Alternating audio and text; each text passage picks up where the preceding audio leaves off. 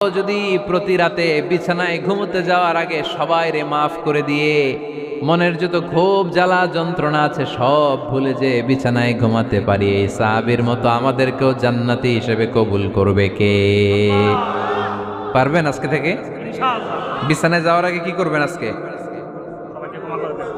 সবাই রে মাফ করে দেব। যে আমার উপর জুলুম করছে ওই বিচার আল্লাহ করবে। কে কি বলল ওটা দেখার দরকার নেই। কারো ব্যাপারে কোনো ক্ষোভ, কোন তিক্ত অভিজ্ঞতা, জ্বালা যন্ত্রণা অন্তরে রাখবেন? রাখলে লাভ না লস?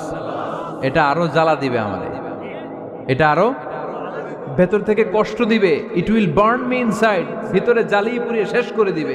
এগুলো বয়ে বেড়াতে চাই না আমি সব মাফ করে দিতে চাই। চিল্লায় বলো ঠিক কিনা? এজন্য আল্লাহ বললেন আমার মুত্তাকিন বান্দাদের 3 নাম্বার বৈশিষ্ট্য, তারা অন্যের প্রতি রাগ ক্ষোভ অন্তরে পুষে রাখে না।